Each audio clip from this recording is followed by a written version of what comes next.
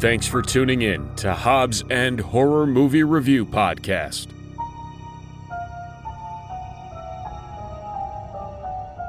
Hey everybody, welcome back to another episode of Hobbs and Horror. I'm Eric. I'm disappointed. I'm underwhelmed. Yeah. So we're back again with another movie, and this movie was called A Crack in the Floor. Yeah. And little story before we start the review of the movie. This movie came to us because Gavin presented a pile of movies to us and said, we have grade A movie through grade D movie. And we agreed on watching the worst of the bunch, the grade D but movie. he didn't tell you which one was what they were called or anything about them. We just had to pick based on the grade he gives them. Yes. And what did you choose, Eric? Grade D, the bottom of the barrel. I figured, let's get this piece of shit out of the way right away. Yeah. I almost thought I was wrong in my grade, but I think I had it right. Oh, you nailed it. Yeah. So I almost thought that too for the first half of this movie, and then well, and you guys were getting all into it, and then I looked it up on IMDb, and I'm like, oh my god, Gary Busey's going to be in this movie. How could it be bad? right. How could it? Then you realize Gary Busey's in it for like approximately 10 seconds. Yeah. And then he's gone. Yeah, he wasn't even the voice of a dog. Yeah. No, he. But I will say, the parts with Gary Busey were fucking great. Yeah. I mean, this was Gary Busey at his best. He wasn't even the voice of a gingerbread man. No, he was not. No. He was just a crazy guy. Yeah. Which, kind of Gary Busey, right? Yeah, it's just him. Yeah. So, Cracking my ass. This movie had a rockin' 3.1 IMDb rating. Yeah. Which is pretty low. Yeah. If anybody doesn't realize it. It might be the lowest, maybe. I feel like we hit one in the high I don't know twos that at we- one point in Okay. time. I don't think we've ever gone below 3. Really? Yeah. So maybe this I is can the do some lowest. research into this. I can look up all the movies that we podcasted and see what the lowest one is. But maybe If it's not the lowest, it's dang close. Headless might have been. I don't know. Yeah. Because that one was pretty freaking low. Yeah. Just the production quality between this one and Headless was very similar. Yeah. Sure, So- yeah. Headless is Yeah. it's, yeah. Yeah. Huh. So you might Worthless. worthless. Yeah. So I couldn't think of something fast enough. Hey, you know what, man? Like, it's fine. I said a crack in your ass. And that is like the cheapest fucking. Yeah. All right, Gavin. So do you want to try and give us a plot summary? I really want to hear this too, because I literally have no idea what this movie was about. I don't know if I don't think it's that hard. No, and I'm not even going to do the fake plot today. I'm going to do the real plot today. So we start out 30 years ago. It's a mom and a son who live in a remote cabin. They're apparently some kind of a religious group or something. The mom gets attacked, and the boy goes into hiding inside the cabin. 30 years later, the boy is apparently still in the cabin, but he only lives in the basement of the cabin. And throughout the course of the movie, a variety of people stumble on this cabin, with our main group being people, I'm going to say in their 20s, probably. Even though I think all the actors are probably in their 30s, that's probably what they were supposed to be playing. All right. And so a group of 20-somethings led by Mario Lopez. Yes.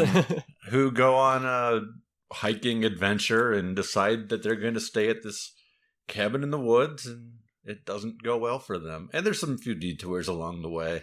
Mostly just a lot of nothing. Yeah. Yeah. We spend a very large chunk of the movie just like watching them talk about the girl being pregnant. Yes. Yeah. That was weird. It almost seemed like this movie like they had a lot of momentum for that first half. It was great. Even though there wasn't a lot of killing or anything, just the horrible acting and the conversations they were having, I don't know, it just seemed to like be bad but in a really good way. It was funny. I was laughing at it. And then when the girl got pregnant, I think even before that, when the girl. Yeah, I think it was gone by that point. Yeah. But it was just like what happened, and I feel like this movie was like they just didn't really know what to do at a certain point. Yeah. They had a plot, Yeah. and they wanted to make it a certain amount of time long.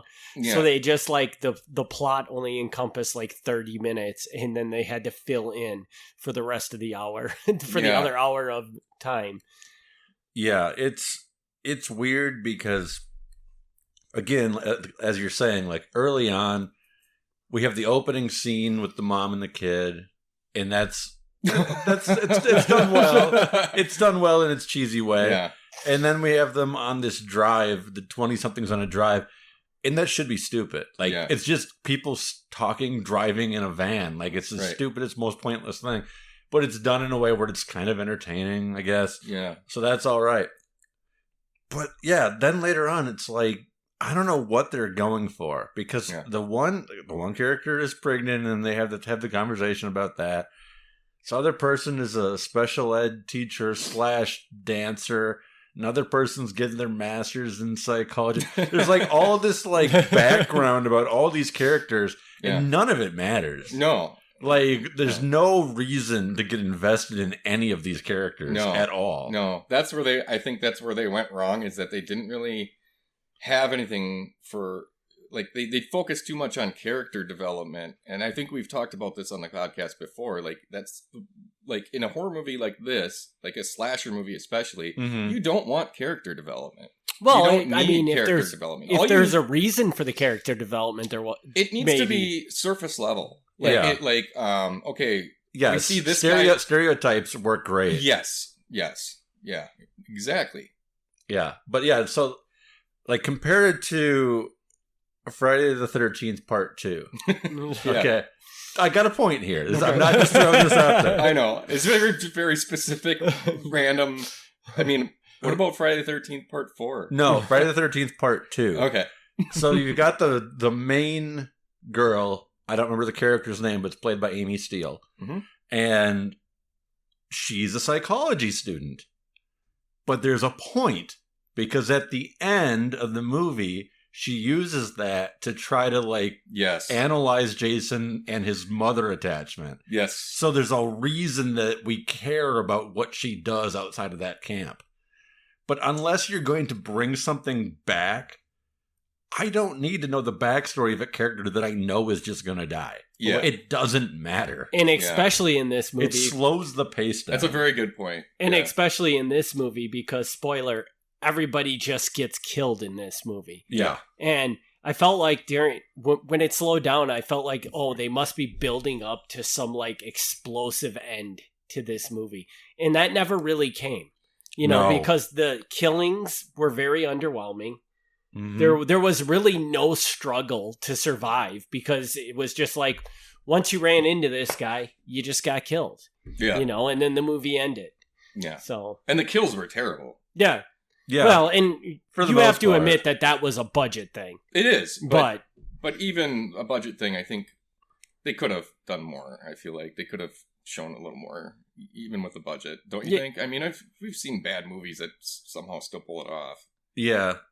But yeah, I'm gonna jump right to the end of the movie first. Like, we've got I don't even know that the killer has a name, but whatever the killer's is. Well, I think his name was Jeremiah. Assuming that we assumed that was the child. I'm pretty confident it's the child. Yeah. So his name was Jeremiah. Okay. So he's in the cabin, and we got, like, people are dying off. Mario Lopez runs away. He's briefly locked up as a suspect. Now, normally what would happen is he would get out of jail, and he would totally redeem himself by going back and kicking butt. Mm-hmm. And that doesn't happen at all. He goes back and gets killed. Yeah. Almost immediately. And it's like, and I want to give them credit that they didn't do the same thing that every slasher movie does, but I can't because they did it so poorly. Yeah. Like, it's like the formula is you always got that one person who gets away at the end. And in this movie, you didn't. Yeah. And that's cool that they tried to do it different, but they didn't do it in a way where, like, there's a big showdown or anything. It's just they walked in the cabin door, ponk, hit you in the head, you're done. Yeah. Like, that's it. Wow. You took it from being boring to being pointless. Just like, Yeah. I mean, at that point, I don't even know if I was watching it.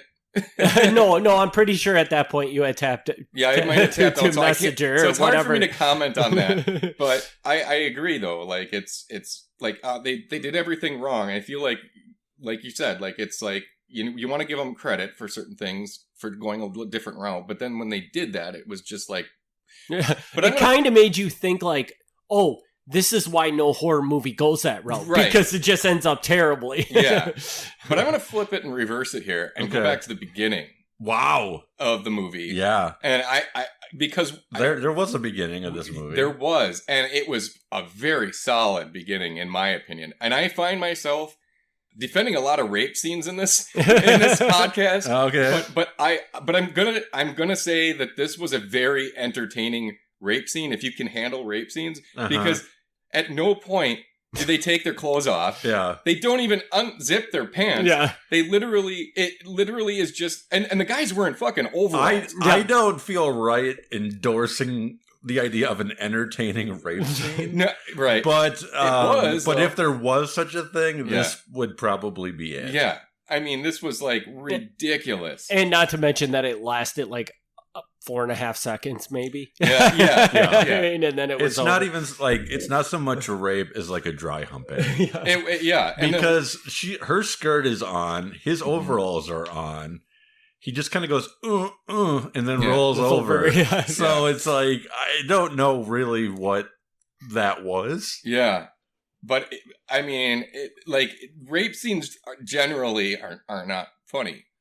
But if done right, they're terrifying. They're fucking terrifying. Yeah. Yeah. I mean, and they should leave you feeling, like, really disgusted. But this one, it was just so ridiculous. Like, over the top. I was literally laughing at it. Yeah. And that was like... So honestly, like I kind of like when they take something and make it so cheesy, like something that's supposed to be really serious, and then make it so terrible that you can't help but laugh at it. You know, like that type of thing. I'm all about that in movies.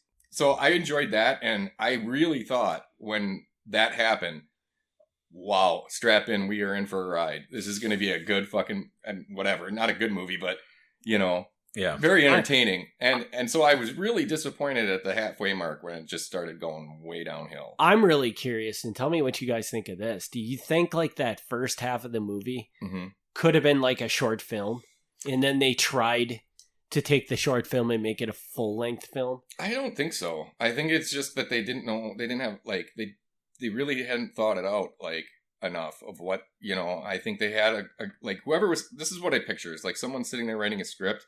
And they're doing a really great job. And then they're like, I got to go to bed. And then they picked it up the next day to finish it. And they're like, fuck. Yeah. You know, like they were on a roll. I was on a roll but I lost it. Yeah. Yeah. Yeah. You know, this is going to be like the 50th time I've said this on the podcast. But like, you know, I'm always in favor of cutting a few minutes off, tightening it up, speeding up the pace. Yep. And I would say that again for this. But it still wouldn't have saved it. No. Because it didn't have anything to get to. Right. Like cutting some stuff out to make it less boring would be helpful. Yeah. But it still wouldn't matter if there wasn't a reason to keep the story going. Yeah. But now, had you just have had that ending, had the ending have been, you know, like, let's say like Mario Lopez comes back and at that point, pace picks up and it turns into something similar to the beginning of the movie.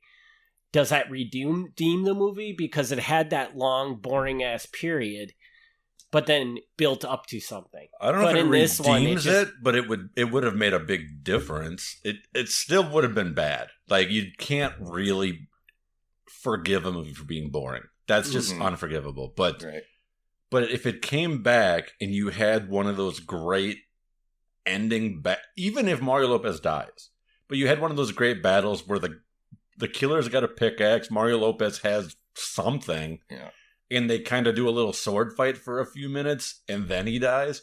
At least give somebody, you know, something to be interested in, instead of just him being walked in and be like, oh, I'm done. Yeah. Well, and that's the thing is like they did the opposite of what a normal 1980s, early 90s like slow burn would be.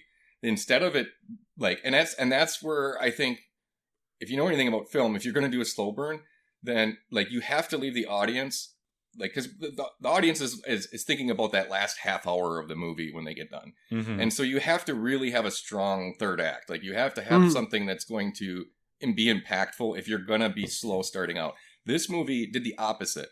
It started out great, and then all of a sudden, halfway mark, it just turns into that slow burn.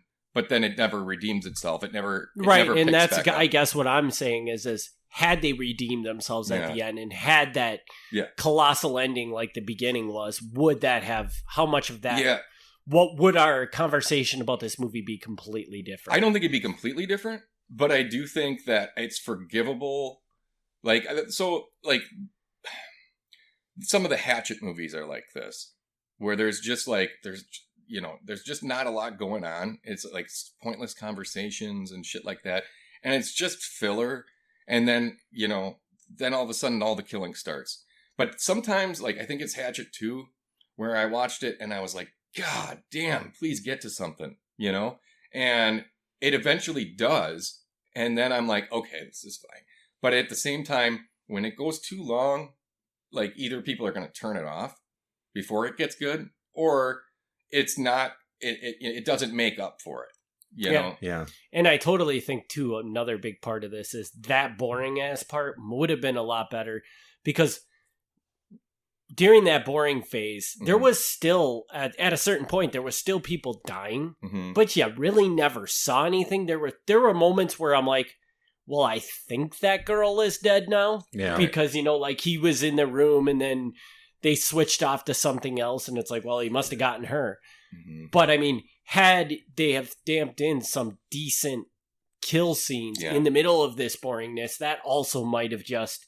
because if you had that kill happening every once in a while, it would dumb down the fact that the conversation was so boring. That's true. Like if they would have peppered in some like good kill scenes in, every 10, 15 minutes or something, we see something like, then it would have pulled you out of that boring kind of, I'm looking at my phone now. You'd start paying attention again. And then, you can go back to the boring shit, whatever. Yeah. But that was, I think you're right. It went on too long without enough kills, and that's really what killed it. Yeah. I'm going to be honest with you. A big part of what I really was hoping from this movie, like you see a car full of couples, high school couples or whatever they were supposed to be going up to the woods, and I'm like, man, I hope that they're all like dry humping each other at some point. I mean, if they would have just kept that thing going, because that was heavy petting. There was a lack of romance, really. Like not just like sex, but any real romance at all. I agree. I wanted to clarify something. Like I think listeners know the difference, but if not, I want to clarify. There is a difference between being a slow burn and being boring. They're not the same thing. That's true. And like, if it's boring, you're doing it wrong. Right. But a slow burn, I mean, you can go on for a half an hour if you do it right, where it's nothing really happens, but the plot is moving forward. Yeah. And like in this movie, what I would do if I were the writer of this movie, instead of them talking about being pregnant and, other things that don't matter, have somebody stumble into the basement like the poet guy did. But instead of just dying right away, somebody discovers a diary or an artifact, and all of a sudden they're like, oh, somebody used to live here. And there's like a slow reveal of like why this kid has turned into this. There was nothing like that to like keep you like opening up your curiosity about what's going to happen. Yeah. It was just introduction of plot that didn't lead to anything. And that's what makes a slow burn work. You're right. Is when the plot is actually leading to a build-off. Not a build-off, but a payoff, A lot of times, and you're right. But I guess, and that's not a good phrase to use for that, for this movie, a slow burn. This movie is not a slow burn. Yeah. Well, it's a failed slow burn. I think the reason... Let's just say that. Well, that's just it. That's what I was thinking. Like, it's basically like, a lot of times when you're watching something that's like a slow burn, you're like, this is boring. You can think it's boring, but then something will happen in it that like, oh, that's why they showed all this build up, you know, and that's where this one just didn't do it. It's like a slow burn that failed, but even I wouldn't even call it a slow burn that failed because I felt like there wasn't even an intention of building anything. I go back to, I still think a lot of it is just filling time, man. Yeah. Like felt like they had to be at a certain amount of minutes and they didn't know what else to do. So I think that's a big part of what happened. Yeah. I mean, that's the only way to explain some of the conversations in the movie because there was no point to it. Correct. Yeah. I do want to mention, and this is not because I don't want to really say a lot of good things about this movie, but I will say may as well. Yeah. But one thing I noticed is that the type of film they used for this movie, I really like back in the day when they like make bad movies, like they actually used actual film. Like it wasn't digital or whatever. And I think I'm a sucker for that. Like I will give a movie a better, like way more of a chance when I see that when it's got kind of the grainy look to it and stuff like that. It doesn't look like it was shot on a camcorder. Like, you know, a lot of movies like that came out, you know, that were like low budget shit movies that you'll see now or whatever. It looks like it's shot on like an iPhone or something like that. And it takes me out of it. But back in the day, they didn't have any other options other than film. So like they had to invest in film, you know? And I think, and Gavin, stop me if I'm being wrong, because I do not know anything about actual film. mean, so far so good. Okay.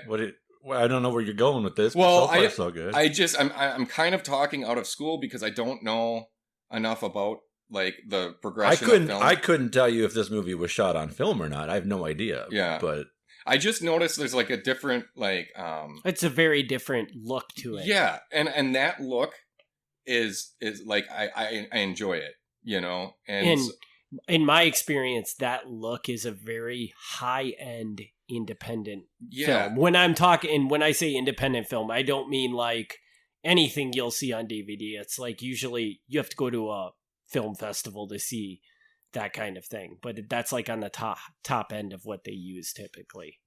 And I don't know what I want to say that those cameras are like red eye cameras or some shit no like idea. that. Somebody told me what they're But I called, do, you know, I do like that whatever they used for the film. It just I think it might be a nostalgia thing or something because it's from that time period.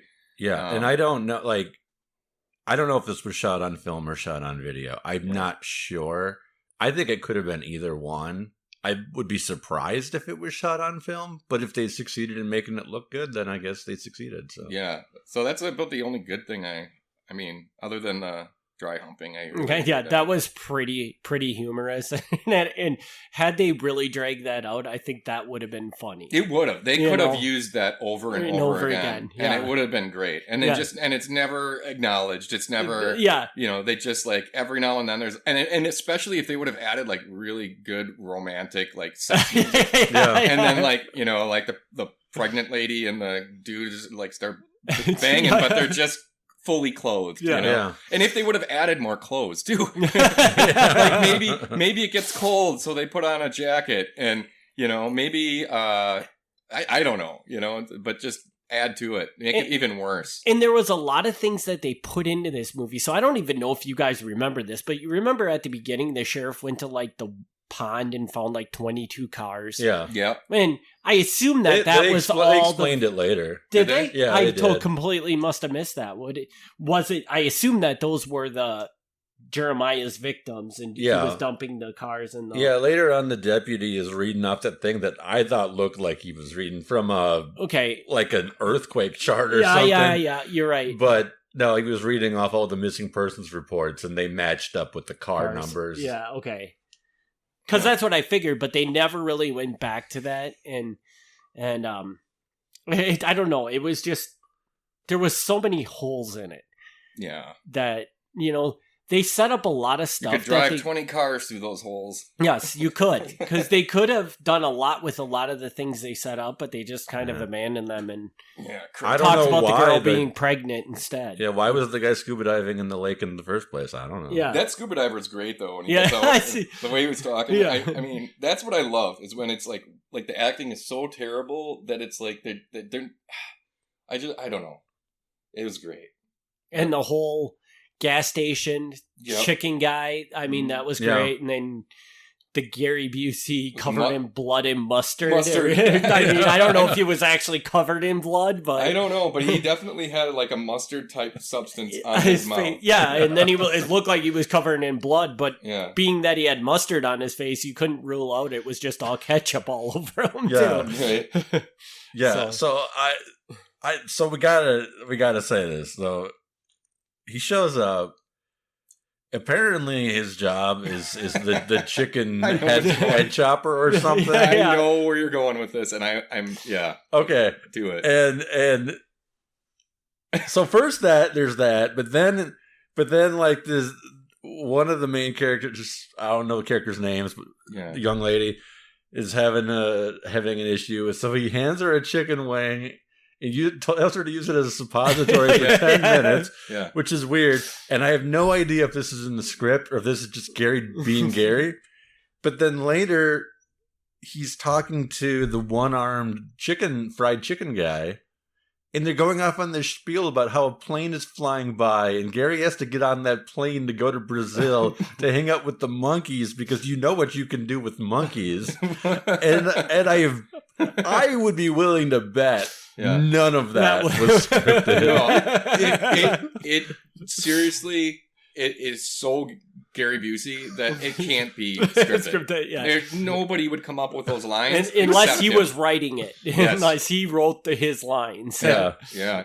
For a second, I like when he hands the girl the chicken wing and tells her to go and put it up her butt. And I think he tells the boyfriend then that the smell of her butt or something, like, Yeah. yeah. Yeah, I didn't catch exactly what he said, but yeah, something about how it's going to smell. Yeah.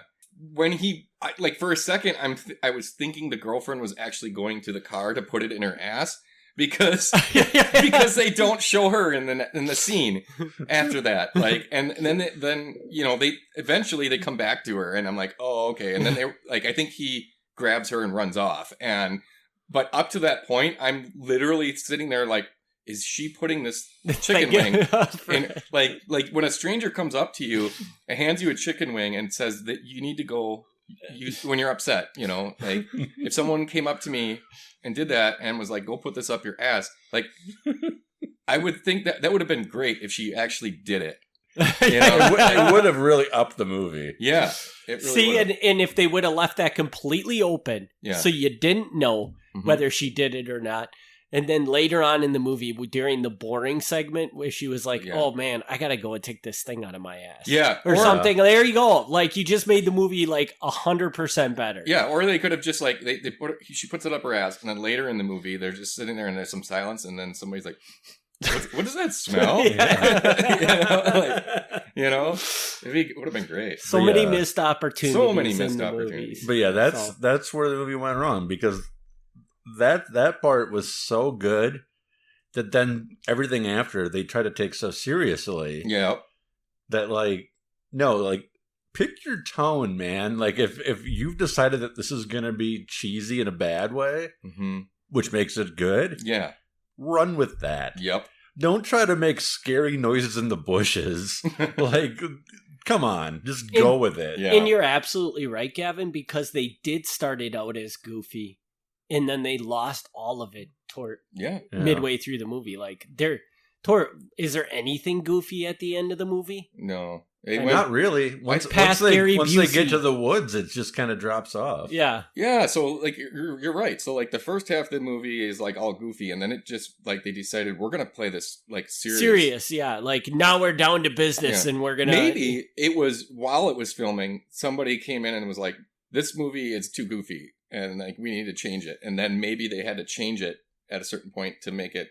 And then they had nothing planned, so they just or like because there is two people that wrote this movie, and maybe the first half is written by one guy, and the second half is written maybe they by didn't the even other talk guy. to each other. Yeah, they met on the internet. They both wrote half a script, and then they put it together, and it turned into a piece of shit. It's kind of like what Quentin Tarantino and Robert Rodriguez did with the Death Proof thing. Where they did, except on a fucking yeah. I thought you were going to say Natural Born Killers there. Why would I say that? It was just one director for that, right? Yeah, but Tarantino wrote it. Oh yeah, and apparently he really does not like the silliness of the movie. Really? Yeah, he's like, I did not write it as a joke.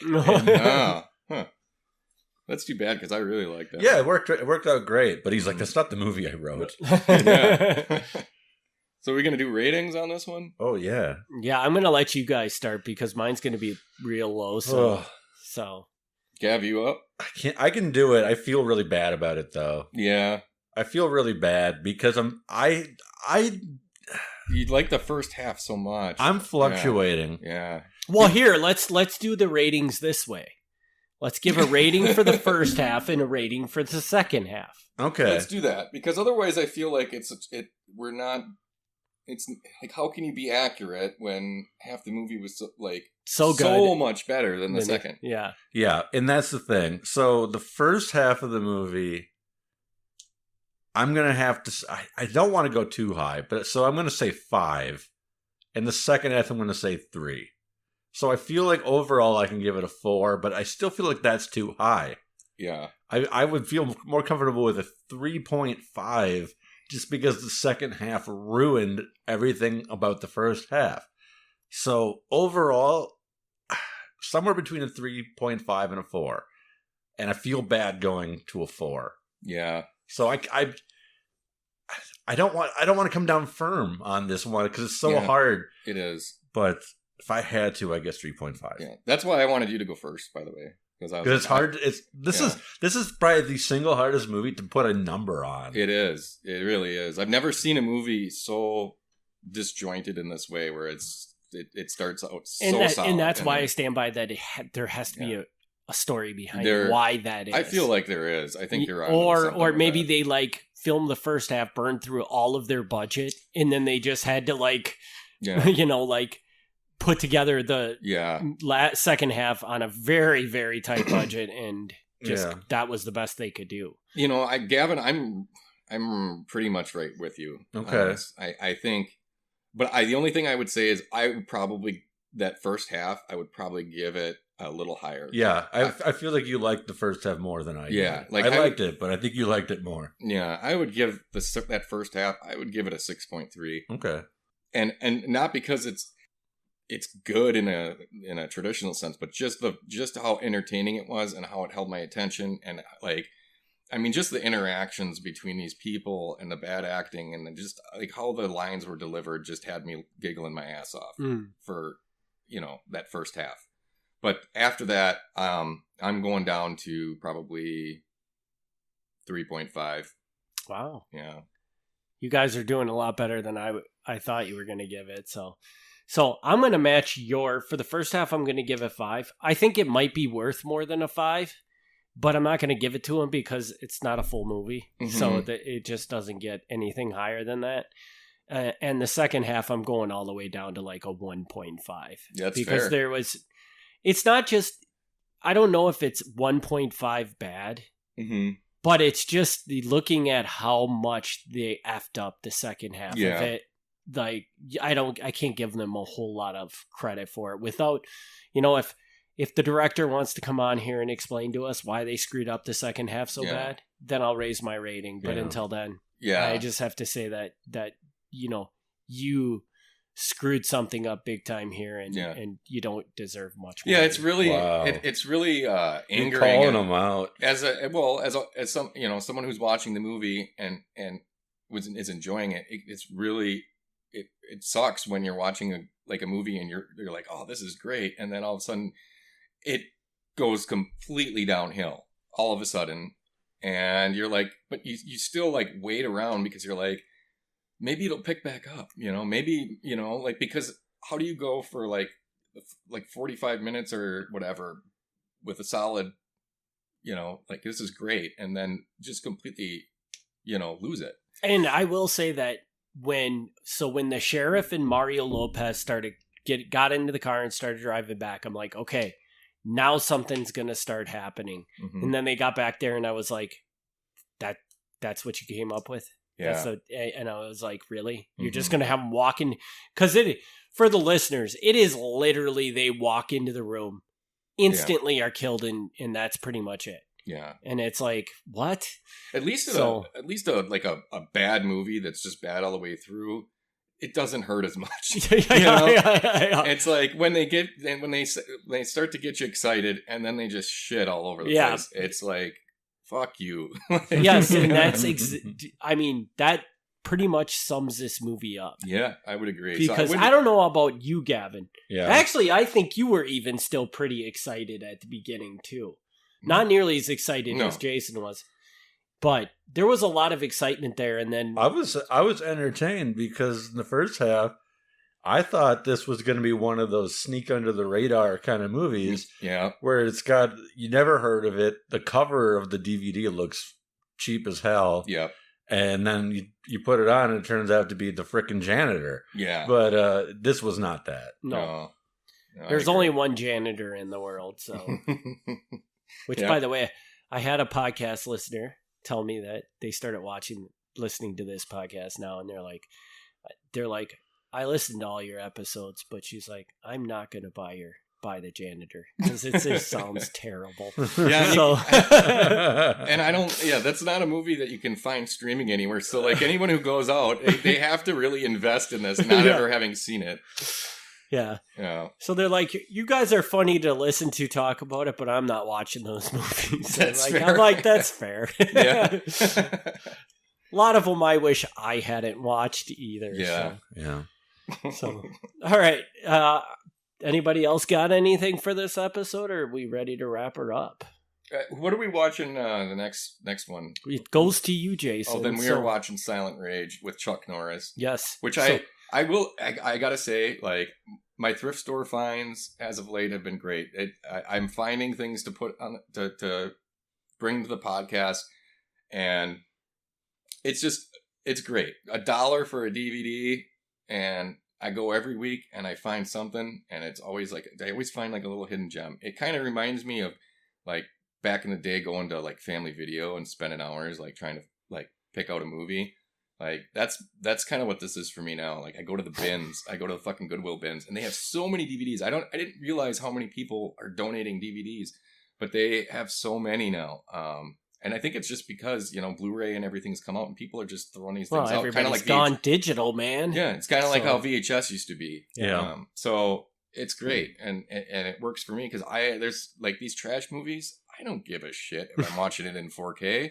No. Right. Like, it doesn't matter to me. So that's great. So yeah, but this Silent Rage is one of these movies that I've heard of.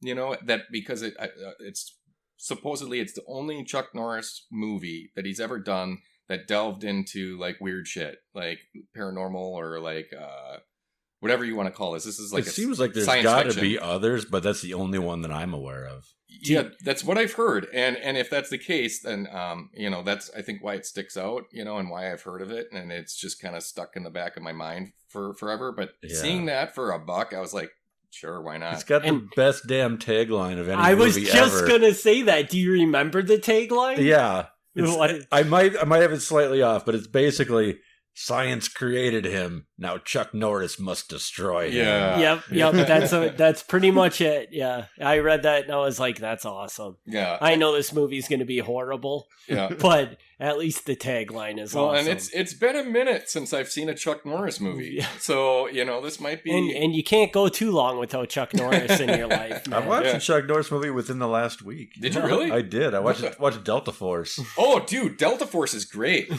Especially that one the actor that plays the creepy like drug dealer guy. Yeah. He is fucking weird looking. He's like, I don't know whatever happened to that guy, but for a while there, back in the like 80s, early 90s, this guy would be in a lot of shit. I'm gonna have to look him up, but he was in a lot of shit. He'd always play like the villain and stuff, and God, he was a creepy dude. Yeah. Like, We'll have to look him up and see. Well, what we'll he save our Chuck Norris conversation for next Yeah. time. Yes. yeah, definitely. So, all right, with that, we'll wrap this up. We'll be back in 2 weeks with another episode. Thanks, everybody, for tuning in. Peace. Thanks for tuning in to Hobbs and Horror Movie Review Podcast. Join us in 2 weeks for another exciting movie review.